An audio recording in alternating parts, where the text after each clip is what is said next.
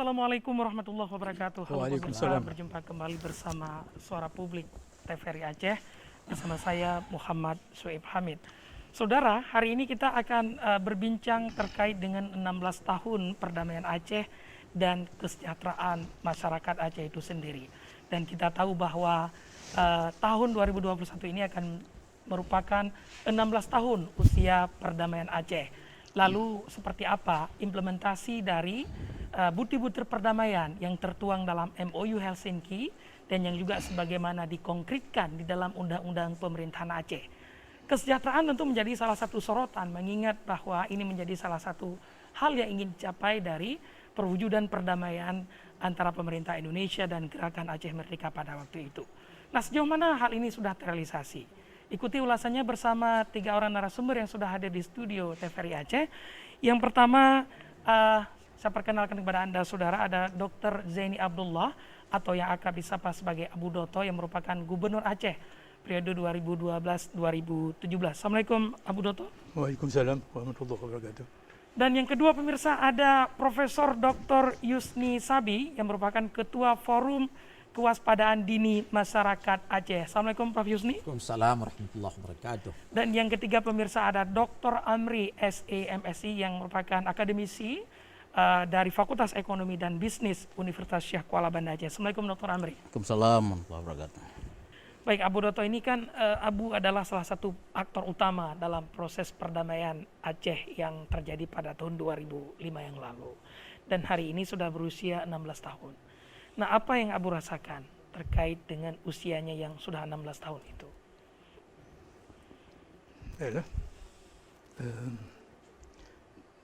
Dalam hal ini, terlebih dahulu sebelum saya menguraikan tentang pertanyaan tadi,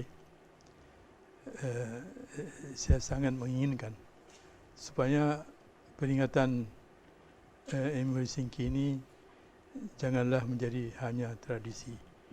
Ya.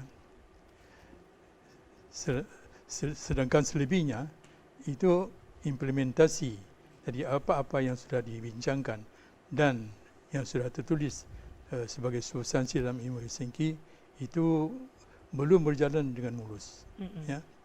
Banyak faktor-faktor yang menyebabkan hal tersebut. Terutama sekali kita tahu bahawa ini ada pemerintah Aceh dan juga ada pemerintah pusat. Jadi dalam ini saya kira itu pengayoman daripada pemerintah pusat sendiri yang melihat substansi daripada MOU Helsinki ini mungkin agak berbeza pendapat, wallahu a'lam bishawab. Hanya mereka-mereka di sana yang menjadi pimpinan ya dalam hal ini pimpinan Republik Indonesia. Dalam hal ini tentu termasuk Presiden dan Wakil Presiden dan juga anggota-anggota DPR RI. Jadi dalam hal ini saya lihat banyak faktor-faktor yang telah ditetapkan. Ya, ini sebenarnya itu MOU Helsinki substansinya itu ya segera itu harus berjalan. Ini di samping berjalannya ini dilaksanakan dengan seksama di Aceh, banyak lagi sesudah itu tahun demi tahun itu menjadi mundur ya, sehingga ini menggelisahkan. Nah, maaf Abu, apakah menurut Abu berarti bahwa proses implementasi butir-butir MOU sebagaimana tertuang di dalam UPA itu belum sepenuhnya terjadi? Abu sendiri sebenarnya pada pada level mana, puas tidak dengan hasil yang sudah dicapai dalam usia 16 tahun ini? Hanya saya lihat dalam hal ini misalnya pembentukan partai lokal Aceh. Kemudian tentang keberadaan lembaga wali negara. Ya. Memang itu sudah terjadi. Ya. Sekarang kita sudah ada wali negara. Ya. Sekarang sudah ada partai Aceh. Bahkan di samping partai Aceh banyak partai-partai lain yang menjadi partai lokal. Ya. Itu hak daripada segenap orang ya untuk mendirikan partai masing-masing. Tapi saya katakanlah karena saya dari partai Aceh ya, banyak faktor-faktor yang sampai sekarang belum tertuntas. Terima kasih. Ya, persoalan terutama misalnya soal bendera dan himne. Ya, ini dari awal sampai dengan sekarang masih itu belum terselesaikan, belum jelas. Ya. Sedangkan ini menurut yang membuat undang-undang, yang membuat kanun tentang bendera, ya, ini adalah DPRA. Ya. Ini sudah ada terbentuk lembaran daerah. Jadi itu sesudah ada lembaran daerah, itu protes daripada pusat itu tidak jelas. Harusnya berapa 90 hari, ya, itu mesti dia ada protes atau tidak. Ini tidak ada protes. Jadi dia anggap bahwa sudah sah. Ya. Jadi kita lihat dari pusat itu masih melihat ini belum sesuai. Ya.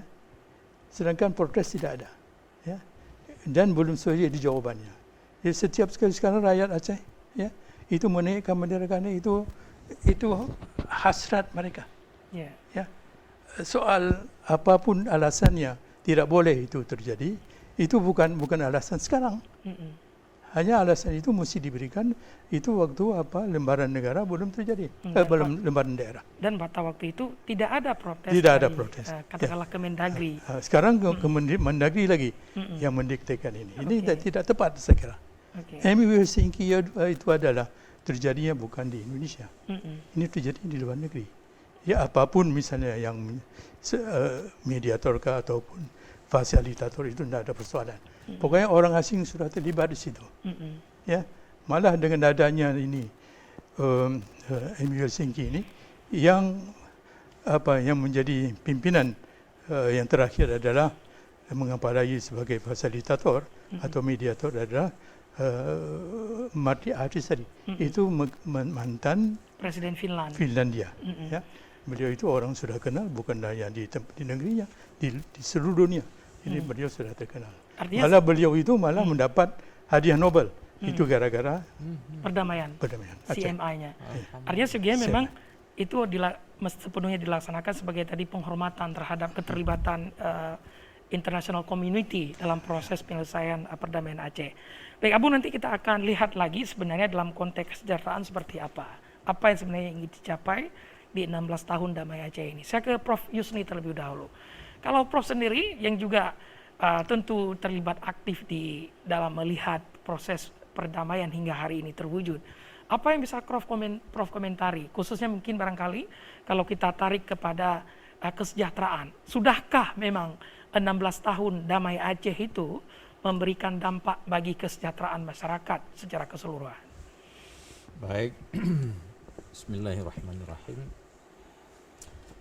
Bahwa intinya kan MOU, ya kan, sebagaimana sudah disampaikan oleh Pak Gubernur tadi, Memory of Understanding yang ditandatangani pada 15 Agustus 2005. Dari situ kemudian lahirlah dalam formulasi regulasi Indonesia yang bisa dieksekusi, namanya Undang-Undang Nomor 11 2006. Pasal-pasal Undang-Undang Nomor 11 2006 itulah buah, atau di antara buah yang MOU. bisa daripada MOU. Nah, bahwa kenapa ada MOU, kan ada konflik. Kenapa ada konflik dulu? Saya yakin juga bahwa diinginkan supaya di ujung nanti akan ada kesejahteraan. Modal kesejahteraan adalah perdamaian. MOU adalah perdamaian. Oleh karena itu dengan tercapainya perdamaian pada Agustus 2015, maka potensi untuk sejahtera menjadi nyata. Potensi dasar untuk. Nah, sekarang apa yang sudah disampaikan oleh Pak Gubernur tadi, misalnya buah-buah daripada undang-undang itu, buah daripada MOU itu, adanya partai lokal. Ini kan cukup maksimum kalau diarahkan benar-benar untuk menghasilkan kesejahteraan. Kan begitu. Ada partai lokal ini luar biasa sekali. Adanya Wali Nanggro misalnya, lembaga yang rasanya nggak ada tempat lain di Indonesia kira-kira ini, dengan satu alokasi, dengan satu kehormatan, dengan satu kewenangan, kan, berkaitan dengan saya kira langsung kepada masyarakat, peradatan dan sebagainya yang bisa meningkatkan etos makmur masyarakat. Nah, tinggallah sekarang pertanyaannya saya kira. Semua tentu menginginkan kita damai, kita aman, kemudian kita sejahtera. Tapi ingat, sejahtera itu ada banyak sekali aspeknya. Sejahtera tentu kalau sejahtera fisik ekonomi ini pakarnya kan. Tapi bahwa sejahtera itu jangan lupa ada pada sejahtera pada keamanan, ketentraman. Ada sejahtera kepada spiritualitas, nyaman, aman beribadat, tidak ada gangguan. Ada sejahtera di dalam melaksanakan pendidikan. Ada sejahtera dalam meraih kesehatan. Ini semua ini modal-modal sejahtera yang akan mengantarkan kita baru manfaat sejahtera material itu akan terpenuhi. Saya yakin dan kita juga sudah merasakan sebahagian daripada cita-cita kesejahteraan itu sudah berjalan, sudah tercapai. Ingat saja, seperti masalah kesehatan. Kesehatan, saya kira model kesehatan masyarakat yang lebih masif itu di Indonesia kita mulai. Dan sekarang daripada MOU ini juga, daripada Undang-Undang Nomor 11, kita bisa mulai. Sorry Prof, tapi apakah ada catatan dari, tadi Prof menyebut memang generally kita memang sudah achieve pada level itu, bahwa kesejahteraan dalam konteks yang lebih luas memang sudah kita rasakan. Tapi apakah Prof memberi catatan-catatan tidak pada pencapaian-pencapaian itu? Barangkali pada sektor tertentu kita mungkin belum maksimal, ya. Misalnya karena persoalan ekonomi, mungkin itu belum begitu maksimal. Bagaimana Prof? Ya, tentu saja. Ingat, sebelum proses kesehatan, jangan lupa bahwa masyarakat Aceh itu ketika disebut puskesmas itu takut, kalau bukan benci, kalau bukan tidak bersahabat. Tapi sekarang banyak kan di kampung-kampung itu nampak di situ. Yang kedua, ingat, ini penting sekali ini, bahwa terbukanya hati masyarakat menghargai pelayanan kesehatan. Kenapa? Karena kalau dulu itu dengan setengah hati seolah-olah ada pemaksaan dan juga fasilitas kesehatan yang minim. Sekarang saya kira lumayan sekali di puskesmas. Nah, tentu ini apakah itu otomatis tidak ada urusan dengan, saya kira tidak usah kita komentar begitu ya kan. Apakah itu hanya normal alamiah saja, itu bukan itu urusan. Tapi bahwa itu terjadinya sesudah dan dimulai oleh buah daripada MOU itu, buah daripada Undang-Undang Nomor 11 itu. Termasuk kepada pendidikan. Saya kira adanya lembaga yang memberi beasiswa yang lumayan ya. Itu saya kira kita juga yang mulai daripada buah itu. Tentu tidak maksimal, itu benar. Karena ketika tidak maksimal, jangan lupa di sini faktornya banyak sekali. Nah, inilah perlu penelitian. Apakah pelaksana yang menganugerahkan, yang menseleksi, yang memilih calon yang dapat beasiswa, satu hal. Kedua, apakah yang mendapat beasiswa itu tulus ikhlas melaksanakan tugas belajar sehingga berhasil? Yang nomor dua. Belum lagi faktor-faktor lain, naudzubillah min dzalik. Adanya permainan antara yang mengusahakan, yang menerima, macam-macam sudah kita. Ada saja penyakit-penyakit terjadi, tetapi bahwa usaha ke arah itu sudah ada dan sudah ada kemajuan walau pasti belum maksimal. Menarik. Ini kita memang on the track, tetapi ada catatan-catatan tadi. Kalau mengutip statement Abu Dotto tadi, bisa jadi penyebab lain adalah adanya pemahaman yang berbeda antara pemerintah pusat dengan pemerintah Aceh dalam menafsirkan norma-norma tertentu dalam UPA, sehingga itu berimplikasi pada penerapannya di lapangan. Ini juga menjadi persoalan tersendiri yang memang perlu diadres sebaik mungkin, sesoft mungkin oleh para policy maker di kita. Dr. Amri, apa yang Anda lihat? Masih saya kira tatarannya pada pertanyaan yang sama. Tentu Pak Amri dari sudut pandang ekonomi melihat lebih detail persoalan ini. Terima kasih. Yang pertama saya lihat sesuai dengan topik diskusi kita pada hari ini, 16 tahun MOU Helsinki dan kesejahteraan darat Aceh. Nah, kalau kita baca satu persatu per kalimat dari MOU Helsinki, itu saya lihat bagus sekali. Kemudian diturunkan menjadi Undang-Undang Nomor 11 Tahun 2006, Undang-Undang Republik Indonesia Nomor 11 2006 tentang Pemerintahan Aceh. Nah, dari 273 pasal, saya baca satu persatu, bagus sekali. Tapi yang menjadi persoalan adalah pada tataran implementasi.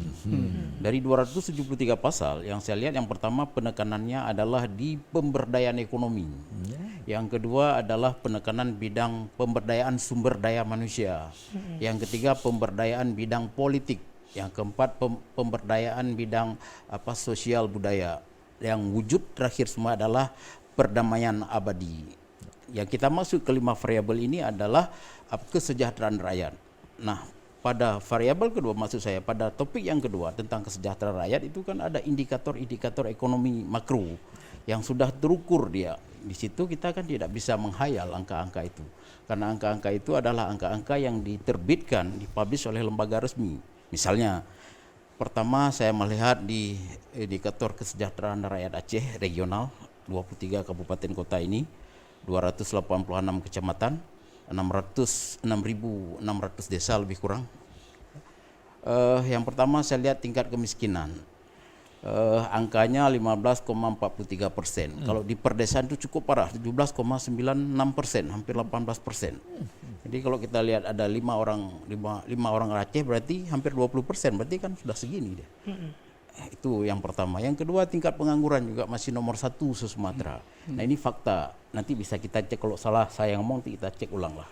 Yang ketiga, pemerataan ekonomi juga. Jadi kita bisa lihat dari angka Gini ratio 0,319. Artinya tidak terjadi pemerataan ekonomi di 23 kabupaten kota. Yang keempat, saya lihat pertumbuhan ekonomi juga sangat rendah. Terendah se-Sumatera. Nah, berdasarkan fakta-fakta ini menunjukkan bahwa kesejahteraan rakyat Aceh sesuai dengan topik yang kita bahas ini belum terwujud. Sementara di dalam MOU Helsinki dan UUPA ini bukan undang-undang Aceh, ini undang-undang Republik Indonesia tentang Aceh. Yang sudah saya lihat pasal bagian per bagian, bagus sekali. Jadi menjadi persoalan adalah pada tataran implementasinya masih belum. Oke.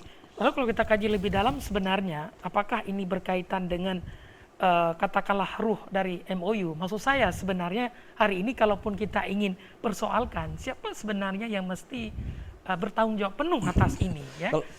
Apakah kalau kita kaitkan, sebenarnya kita punya banyak uang, nanti ada persoalan dengan implementasi itu misalnya, Pak Amri? Kalau saya lihat dari hasil MOU Helsinki dan UPA itu kan wujud nyatanya kan dapat dana otonomi khusus Aceh DOKA. Dari 2008 sampai hari ini saya lihat data yang sudah diaudit oleh Badan Pemeriksa Keuangan itu kan resmi. Lebih kurang dah 88 triliun lebih kurang. Jadi kan angka besar ini. Karena di APBA itu bukan di AU saja, bukan di AK saja, bukan pendapatan asli Aceh PAD. Bukan trust perdana migas, juga ada dana otonomi khusus yang di Indonesia yang dapat cuma 2 saja kan, Aceh dan Papua. Kalau DKI kan cuma dana keistimewaan, yang kalau di Jogja dana keistimewaan. Tapi kalau untuk Aceh bukan keistimewaan saja, tapi ada kekhususan. Dana kekhususan inilah yang idealnya harus dioptimalkan untuk pemberdayaan ekonomi, pemberdayaan ekonomi rakyat, sehingga nanti begitu nggak ada dana otsus lagi, masyarakat level bawah yang saya bilang tadi 6.600 kampung itu bisa establish ekonominya, bukan kaya tetapi keluar dari garis kemiskinan. Ini penting ini. Jadi janganlah kita melihat Aceh ini Banda Aceh atau ibu kota kabupaten atau ibu kota kecamatan, lihatlah ke desa-desa. Nah, inilah yang jadi duduk persoalan. Jadi yang menjadi duduk persoalan diskusi kita pada hari ini adalah pada tataran implementasi MOU Helsinki, sehingga kesejahteraan rakyat tidak tercapai. Indikator kesejahteraan rakyat itu kan kita nggak bisa ngomong sembarangan itu. Itu ada data-data resmi dari, kalau di Indonesia, di Republik kita kan ada badan resminya, ada BPS, ada Bank Indonesia, ada data Susenas, ada data Bappenas. Karena yang membuat perencanaan pembangunan se-Indonesia kan Bappenas. Nanti sudah dibagi APBN di sana ke APBN tuh. Mekanisme saja, mekanisme APBA, APBK sampai APBDes. Kan uang itu semuanya, uang APBN semuanya. Kan nanti kan diaudit lagi, habis diaudit kan dilapor lagi ke Bappenas. Jadi kan bisa melihat gimana yang membuat perencanaan Republik Indonesia kan Bappenas. Dia otomatis nanti data kan habis audit kan masuk lagi ke sana. Kita lihatlah kok bisa begini. Uang yang banyak masuk ke Aceh tapi kesejahteraan rakyat tidak tercapai. Ada apa ini menjadi persoalan besar. Saya dari sudut ekonomi selalu itu yang saya lihat. Dan saya ngomong itu nggak bisa ngomong sembarangan. Based on data.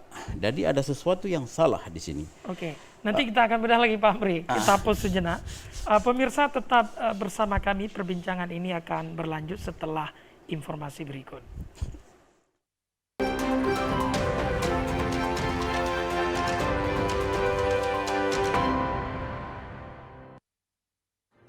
Bapak, Ibu, saudara-saudara, saat ini semua wajib pakai masker. Kita pasti bisa menghadapi pandemi ini, Indonesia pasti bisa.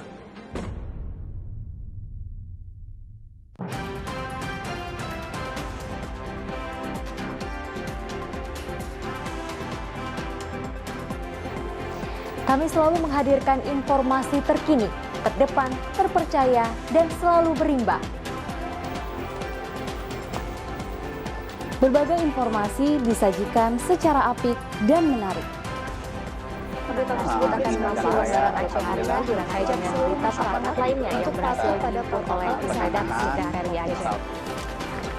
Berbagai peristiwa teraktual dan isu-isu terhangat seputar Aceh yang membahas politik, hukum dan kriminal, ekonomi, budaya, hingga wisata, serta informasi sepulau Sumatera. Kami kemas dalam Aceh hari ini. Kami hadir setiap hari hanya di TVRI Aceh, media pemersatu bangsa.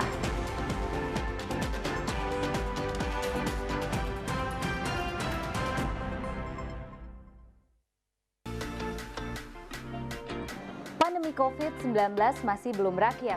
Ayo terus jaga diri kita dan keluarga dengan menerapkan protokol kesehatan 3M. Memakai masker, menjaga jarak, dan mencuci tangan dengan sabun. Tingkatkan juga kekebalan tubuh kita dengan cara perbanyak konsumsi sayur dan buah yang tinggi vitamin. Rutin berolahraga, cukup tidur, serta hindari stres dalam bekerja. Mari selalu terapkan protokol kesehatan dan gunakan masker. Bersama kita lawan virus COVID-19.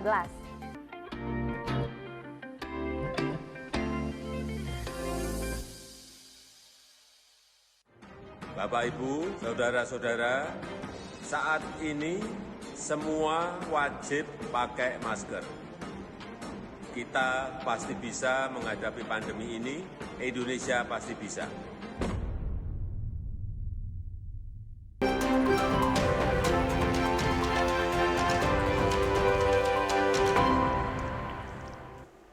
Baik, terima kasih saudara, Anda masih bersama kami dalam perbincangan 16 tahun perdamaian Aceh dan kesejahteraan rakyat.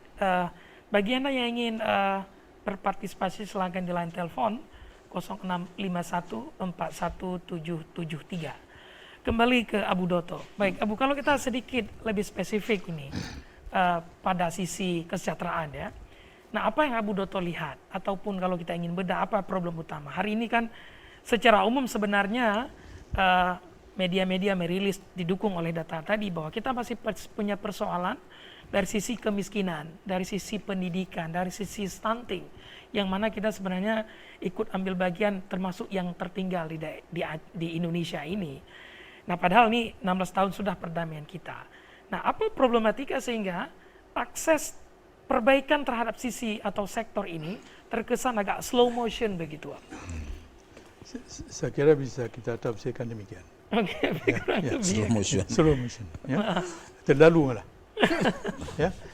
Harusnya 16 tahun itu bukan waktu yang singkat. Saya setuju dengan Profesor Yusni Sabi tadi dan juga Amri. Ya. Bahwa ini terjadi. Terjadi ini tentu ada sebabnya. Ya. Salah satu adalah slow motion. Jadi implementasi daripada bukti-bukti daripada MU tidak berjalan dengan sebenarnya. Ya. Salah satu contoh misalnya apa yang membuat kegelisahan pada masyarakat sekarang. Ya. Itu setiap misalnya ada perubahan menyangkut dengan politik. Ya. Itu selalu harus melalui konsultasi dengan pemerintah Aceh. Ya. Baik DPR ataupun dengan pihak legislatif. Ini yang kurang terjadi atau malah tidak terjadi. Ya. Salah satu contoh misalnya waktu pilkada itu saya sendiri ikut mencalonkan diri. Ya. Itu harusnya di Aceh itu tidak perlu calon daripada itu mesti ambil cuti. Itu tidak perlu kalau dia Karena itu tidak oleh Kementerian Dalam Negeri, tidak dikonsultasikan dengan pemerintah Aceh. Waktu itu saya waktu ada di Jakarta, saya bertanya menanyakan hal itu kepada Presiden. Jadi Presiden meminta supaya Menteri Dalam Negeri menjawab. Itu tidak jawaban. Malah diputuskan bahwa saya harus pergi mengambil cuti, ya, sehingga terjadi hal-hal yang tidak baik sebenarnya. Oke, Ya. sorry saya interrupt sedikit, Abu. Lalu publik justru misalnya menilai bahwa Sebentar, Oke. saya tambah. Ini yang menyebabkan itu berjalannya apa yang kita harapkan, Oke. itu kurang selaras, tidak terjadi malah, ya, atau lambat terjadi. Oke. Ya. Itu faktor itu. Kalau misalnya salah satu misalnya kita mengobati seseorang yang sakit, ya, sudah ada gejala. Jadi gejala itu bukan kita obati hanya gejala itu. Sebabnya apa? Itu kita harus cari. Kalau sebabnya kausalnya tidak kita perbaiki, tidak akan terjadi. Nah, apakah Abu yakin sebenarnya yang selama ini menjadi katakanlah penentu kesejahteraan bagi masyarakat misalnya? Saya kira begitu. Contoh lagi, tadi sudah saya bicarakan tentang bendera. Rakyat sekarang berhasrat menaikkan ini bendera. Setiap kali mereka menaikkan, terjadi huru-hara, diturunkan atau ditembak. Itu kan menyebabkan faktor-faktor apapun, faktor keamanan tidak ada. Ya, kesejahteraan rakyat tidak dicapai situ karena rakyat tidak puas. Karena muncul lagi image ini ada problem. Ada problem. Ya, sebagian sudah. Misalnya kesehatan. Oke, kita dengan ada BPJS misalnya, ya, apapun sebesar apapun operasi sekarang tidak perlu dipikirkan oleh penderita itu sendiri. Mereka sudah dapat. Ya, itu memang satu jempol. Ya, jadi yang lain juga begitu. Tapi pendidikan misalnya, saya begitu. Ya, tapi kan ini semua sudah 16 tahun, waktunya sangat lama saya kira. Ya, kita mengingat masa-masa dulu. Ya, masa misalnya 552, 53 waktu di ITI itu kan ada janji itu tidak terpenuhi. Apa sebabnya? Itu kan bergantung kepada pemerintah pusat dan pemerintah daerah. Itu yang tidak ada harmonisasi antara itu. Sekarang juga demikian. Maka jangan sampai terjadi ini. Silakan. Ya, kita bapak yang menjadi pimpinan sekarang berpikirlah ini. Jangan terulang kembali. Ini masalah yang pahit. Dengan ada demikian persoalan pahit ini, terjadilah konflik yang kedua sekarang. Itu 76 sampai dengan 30 tahun ke depan. Sampai dengan 2005, ya kan? Ya, artinya Abu tetap melihat bahwa ketidakadanya good faith, katakanlah dari implementasi dari MOU itu menjadi salah satu faktor utama memang yang membuat, walaupun memang itu pada sisi katakanlah case pilkada atau case bendera, tetapi tetap itu menjadi kontributor utama untuk menghambat terwujudnya kesejahteraan yang lain, begitu Abu? Ya, saya kira begitu. Oke. Karena huru tidak puas. Ya. Akhirnya hari-hari kita sibuk memikirkan itu karena ada yang hanya apa guna MU Helsinki. Malah saya salah seorang jadi yang ikut serta, ya, dari awal sampai akhir, ya, kena tunjuk kepada masyarakat apa yang kalian bikin, ya, hasilnya mana, ya. Jadi sudah disahkan bendera betul-betul bisa kami naikkan. Kami kena tembak kalau bendera. Itu kan nanti huru-hara. ya. Ya, faktor-faktor itu nanti akan membagikan, ya, dendam boleh saya katakan, ya, keturunan masa depan. Ini melihat MU Helsinki ini tidak berjalan dengan sebenarnya. Sudah tertulis seperti Profesor Dr. Amri tadi katakan. Sudah puas semua poin-poinnya, tapi tidak berjalan. Ya, harusnya itu mesti selaras, mesti sinkronisasi, ya, antara tulisan situ dengan pelaksanaan daripada undang-undang itu sendiri. Walaupun memang ini di lapangan tidak mudah juga untuk dilaksanakan. Tidak mudah. Pengalaman Abu juga cukup susah untuk berkomunikasi dengan Jakarta misalnya. Memastikan itu terjadi ya Bu ya? Terjadi. Saya berkali-kali ke Jakarta. Ya, masa saya dengan Pak JK yang terutama misalnya. Ya, suara di sana atau penjawab di sana, kalian harus mengubah ini. Ini kan tidak ada pertanyaan, bukan pertanyaan ini. Karena sudah ada ketentuan itu keputusan daripada DPR. Ya, ini sudah sah.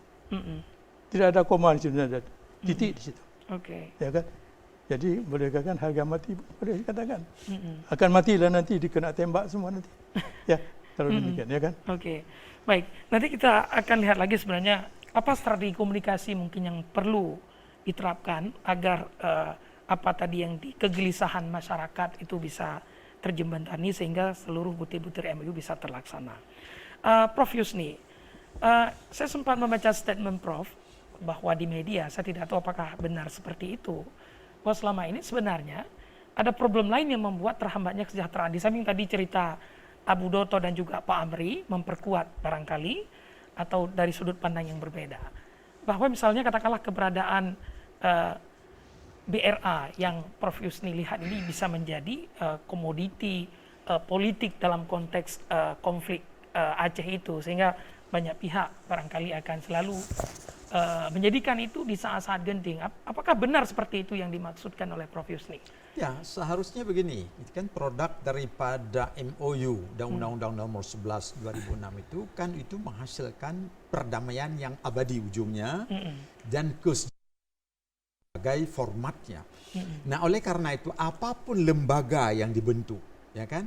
Apapun instrumen yang dihasilkan dari situ seharusnya ini menghasilkan damai abadi dan kesejahteraan. Kalau tidak, nah jangan-jangan nanti masyarakat salah persepsi seolah-olah ini partai lokal nih sama komoditi, bisa jadi juga kan orang nanti mempersepsi lembaga A ini komoditi juga, lembaga B komoditi juga, karena setiap lembaga itu ini sudah difikirkan secara matang, dia itu akan bisa memaksimalkan perdamaian sehingga perdamaian di Aceh bisa abadi dan rakyat bisa aman, sejahtera dan sebagainya. Jangan lupa, jangan sampai. Maka siapapun sebenarnya yang telah mendapat kepercayaan dalam lembaga apapun yang dihasilkan itu harus serius. Seharusnya sekarang itu sesudah MOU, sesudah Undang-Undang Nomor 11, tidak ada lagi penyelewengan birokrasi di Aceh. Tidak boleh ada lagi, tidak ada korupsi apalagi, itu kejahatan besar sekali. Karena itu ingat. Yang Prof lihat bagaimana? Terjadi. Ini yang sakitnya itu. Maka rakyat kenapa marah sekali. Marah sekali artinya ada yang pengkhianatan kepada ini. Pengorbanan darah, nyawa, air mata, derita. Ingat, yang konflik bisa dibuat oleh sekelompok orang, tapi ketika korban itu tidak ada beda. Oke, kalau begitu apa penyebab atau di mana salahnya? Apakah memang katakanlah kalau tadi kita bicara birokrasi, pemahaman para birokrat kita yang gagal fokus kembali pada tujuan awal MOU Helsinki, ataukah ada sebuah kepasarahan punya bahasa Aceh Allah panena yo nyesit kan mendung. Misal, apakah begitu yang Prof lihat? Saya kira tidak. Ada tentu saja sejumlah pejabat aparat yang serius, yang tulus, itu saya yakin ada. Tetapi ada saja ini yang tersusup ke situ, sudah nanti yang tidak tulus, ikhlas. Ingat, di dalam pelayanan birokrasi ini tuluslah yang lebih penting. Kepakaran bisa disewa, sekarang apa-apa, hitung duit apa-apa, itu tidak ada masalah kan. Ini ingat, mencari satu hal, ya kan, mencari duit misalnya, tapi menghabiskan satu hal, tapi bagaimana menghabiskan harus sesuai dengan aturan kan begitu. Inilah yang baru dianggap itu pelayanan sempurna. Kalau tidak, enggak.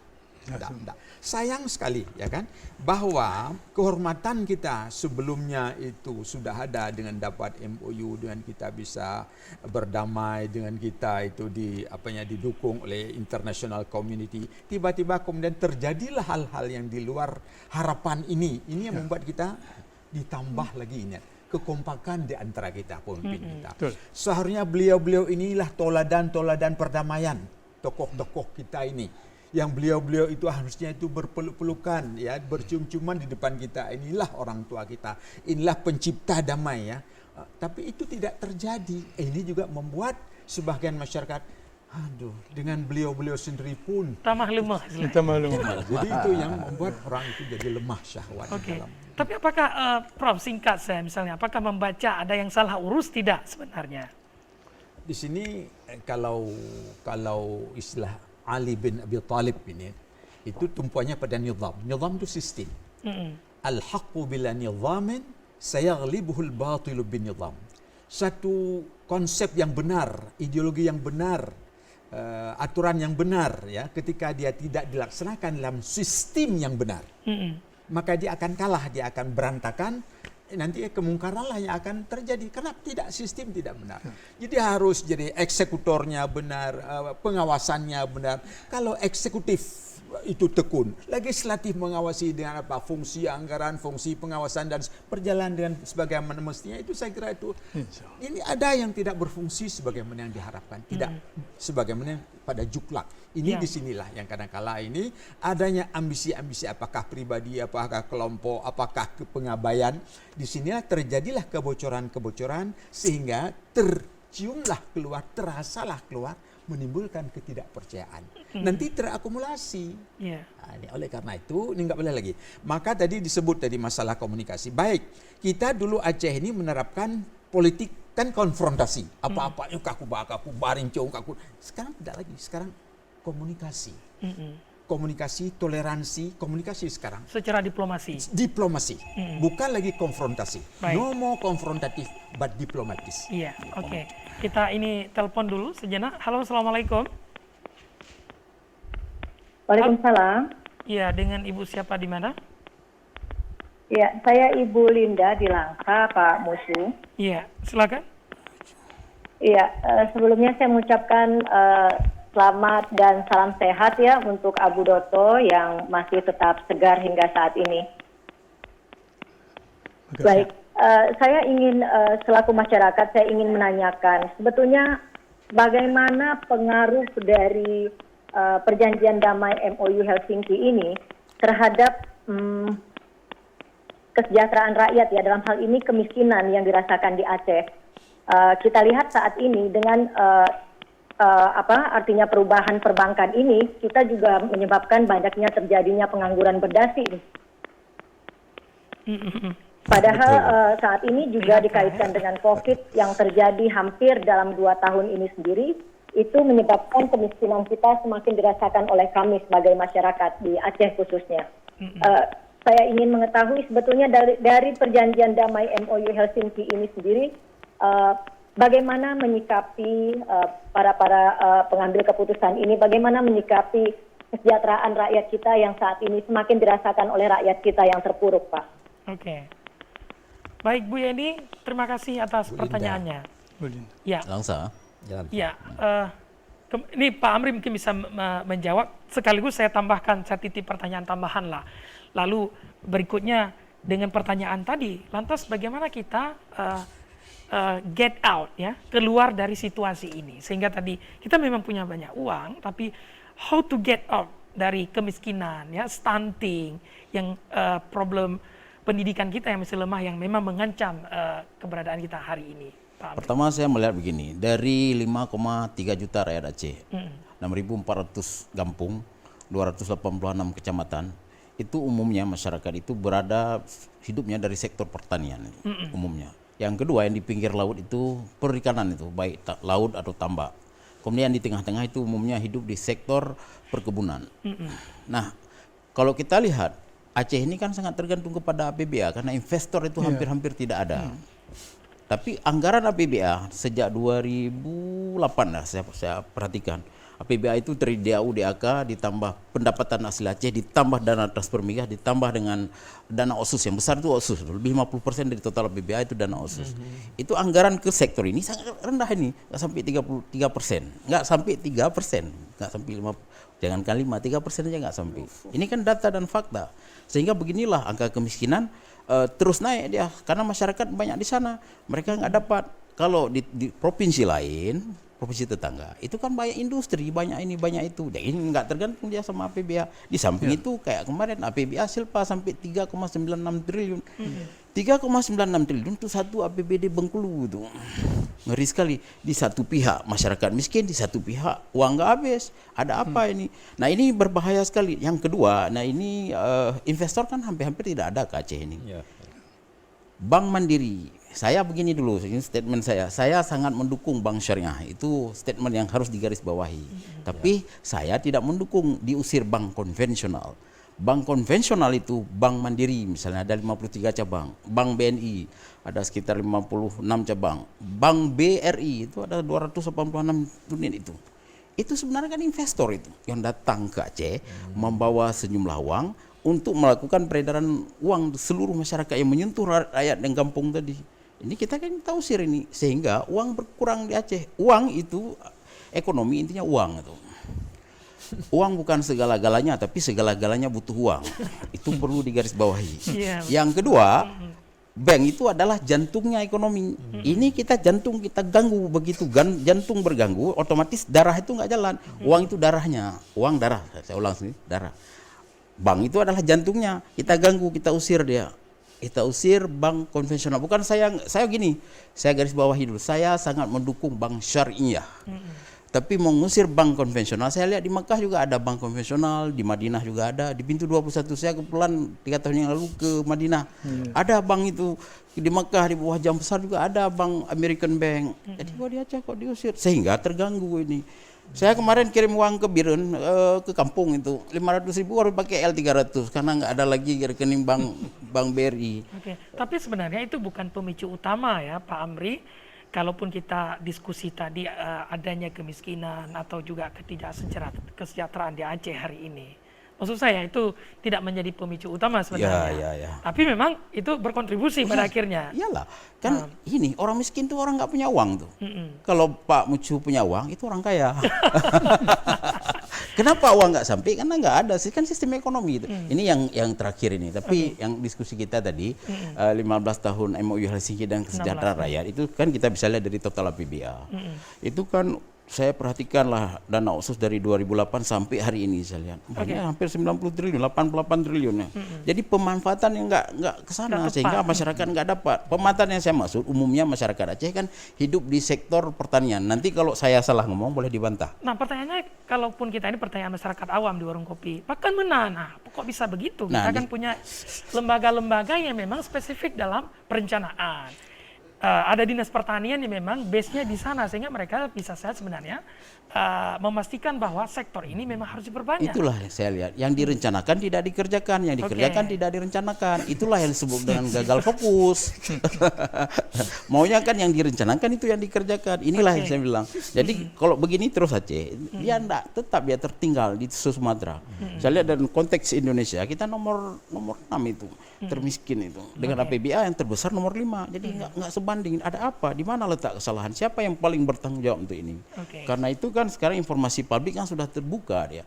APBA orang bisa lihat, APBN aja bisa lihat, apalagi APBA yang kecil ini kan, apalagi APBK. Jadi kita lihat kok bisa begini, ada apa ini? Jadi saya melihat angka kemiskinan tahun 2023 tetap nomor 1 se-Sumatera. Ya. Dari mana saya lihat dari postur dan struktur APBA. Artinya dan juga Anda akan memprediksi bahwa kalau skemanya masih sama dengan tahun-tahun sebelumnya juga tidak akan jauh beda Pak Amri. Betul. Kan gini dia. Kita kembali ke duduk persoalan tadi. Betul-betul MOU Helsinki dan UPA kan wujudnya kan dana otsus uang wujudnya. Benar. Ya. Uang ini adalah untuk mensejahteraan dalam bukan tanda petik, memang tujuan untuk korban konflik itu.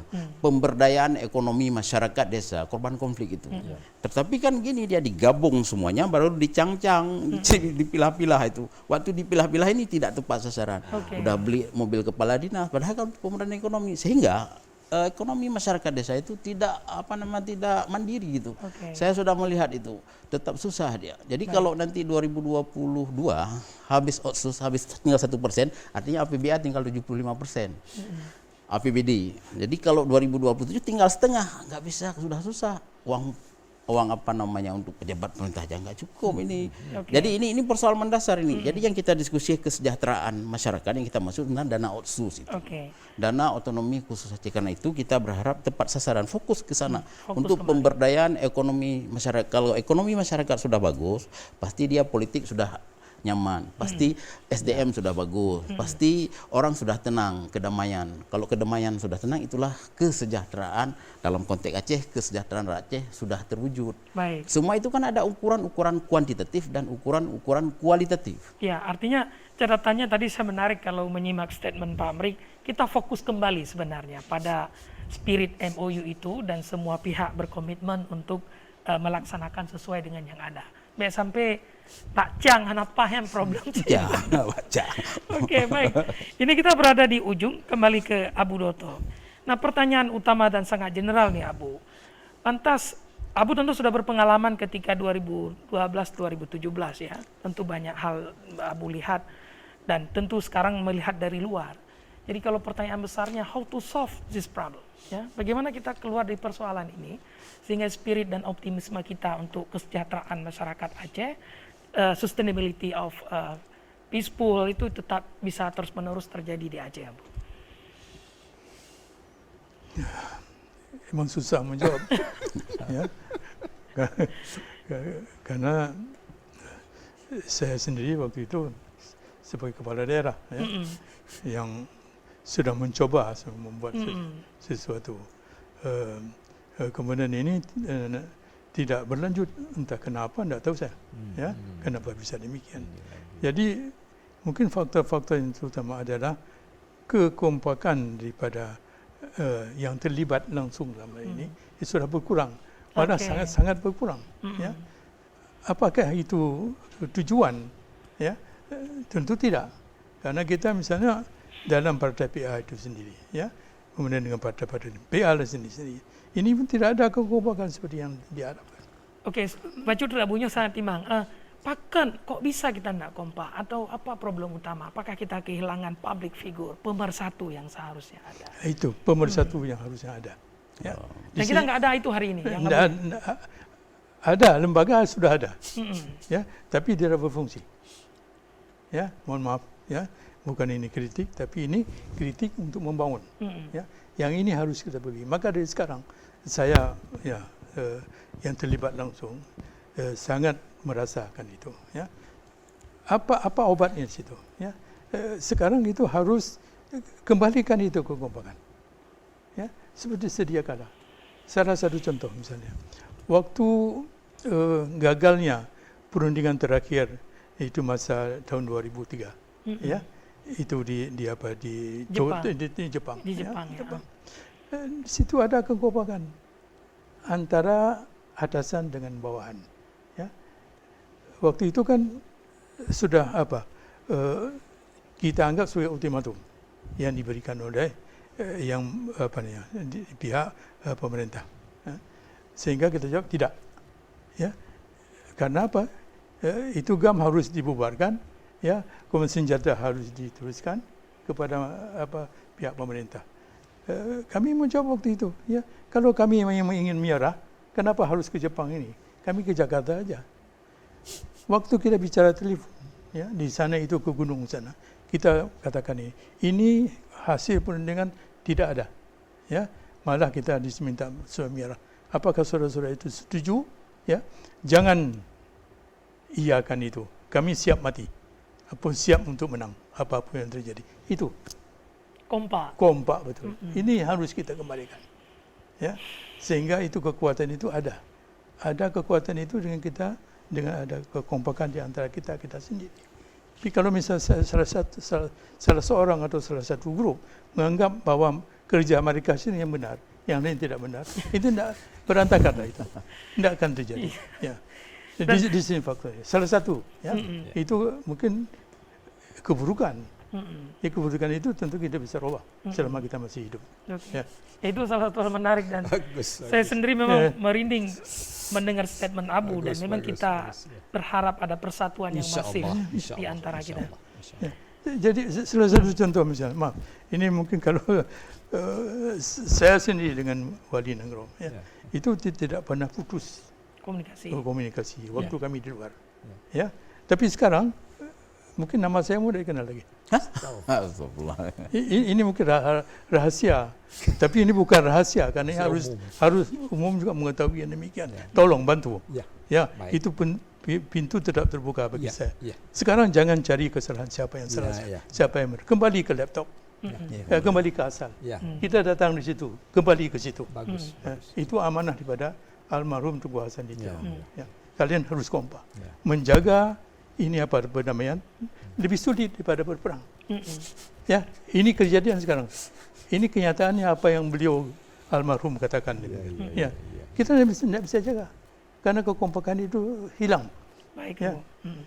Jadi mohon masyarakat itu tolong, ya, supaya ini untuk kepentingan kita semua. Ya, artinya we have kekompakan. to unite ya, Unite, untuk keluar unite. dari sebuah persoalan besar. Dan ini saya sangat merinding mendengar statement Abu, dan ini memang problem besar kita. Prof, karena kita singkat saja, apa harapan terakhir bagi masyarakat? Tidak ada lain, saya kira mendukung apa yang tadi katakan oleh Pak Gubernur Aceh 12-17 ini. Semoga bahwa para pemimpin itu hendaknya menjadi teladan dalam berbuat, teladan dalam memberi contoh. Punca adalah perdamaian. Berdamai dulu di antara kita para pemimpin, kemudian rakyat akan mudah ikut di belakangnya. Dan sekarang mereka itu akan bersedia apa saja asal para pemimpinnya kompak. Insya Allah. Dan kita akan mendukungnya. Amin. Insya Allah. Amin. Pak Amri, singkat saja. Saya harapkan adalah kesejahteraan rakyat Aceh ini. Yang pertama adalah kemandirian ekonomi masyarakat desa. Yang harus diwujudkan melalui MOU Helsinki dan UUPA ini. Karena dengan itu kebijakan. adalah penekanan daripada undang-undang pemerintah Aceh. Bidang ekonomi, pendidikan, sumber daya manusia, politik, dan perdamaian. Perdamaian, ya. Kalau ini terjadi berarti implementasi MOU Helsinki dan UPA itu terwujud. Tapi harapan ini jauh panggang dari apa ini. Ini adalah fakta-fakta yang ada. Oke, baik. Oke, Abu, ingin tambah sedikit Saya lagi. ingin tambah sedikit. Ya, di samping saya sudah membuka rahasia kita sendiri, ya, juga kita harus melihat apa yang sudah saya utarakan tadi, ya, antara pemerintah pusat, ya, dengan pemerintah Aceh, ya, dengan rakyat Aceh, begitu. Jadi itu harus nampak betul itu keikhlasan dan kejujuran. Ini yang tidak saya lihat. Sekarang saya kurang melihat adanya itu. Saya takut dan jangan-jangan nanti kembali ke apa namanya pengalaman-pengalaman pahit yang sebelumnya. Itu jangan terjadi. Rakyat Aceh tidak mau berperang lagi. Ya. Rakyat Aceh yang mula-mula menyokong, ya, untuk berdirinya NKRI, rakyat Aceh. Kalau tidak ada Aceh, mana ada NKRI? Benar. Ya kan? Sejarah. Itu sejarah menyatakan. Berapa banyak yang sudah dikorbankan oleh rakyat Aceh, ya, pemimpin-pemimpin sampai ke rakyat sendiri. Maka berdirilah, ya, sampai dengan Bung Karno datang kemari, ya, itu menyatakan sama untuk kedua belah waktu itu, ya. Dan itu janji tidak terpenuhi. Jangan sampai berulang ini. Jangan sampai terulang. Ini wanti-wanti Abu Doto kepada pemerintah pusat semuanya, sehingga kita kompak kembali untuk bagaimana mengadvokasi ini. Baik, Abu Doto, Prof. Yusni, dan Pak Amri, kita akhiri dialog ini karena waktu sudah berakhir. Terima kasih atas waktunya di TVRI Aceh. Baik pemirsa, demikian perbincangan kita terkait dengan 16 tahun MOU Helsinki dan kesejahteraan masyarakat. Tentu ada sebuah optimisme sebenarnya yang bisa terbangun dari semua kita, tetapi di sisi lain memang butuh kerjasama. Dan yang paling penting sebenarnya adalah kekompakan di antara kita di dalam mengadvokasi hal-hal yang barangkali belum terimplementasi dari MOU yang tertuang di UUPA, sehingga semuanya bisa berjalan sesuai dengan yang diharapkan. Tadi pesan-pesan Abu Doto dan juga Prof. Yusni dan Pak Amri sebenarnya memberikan optimisme sepanjang memang semua kita kompak dan komit untuk melaksanakan secara bersama-sama. Sampai ketemu dalam Suara Publik berikutnya insya Allah. Wabillahi taufiq wal hidayah. Wassalamualaikum warahmatullahi wabarakatuh. Waalaikumsalam.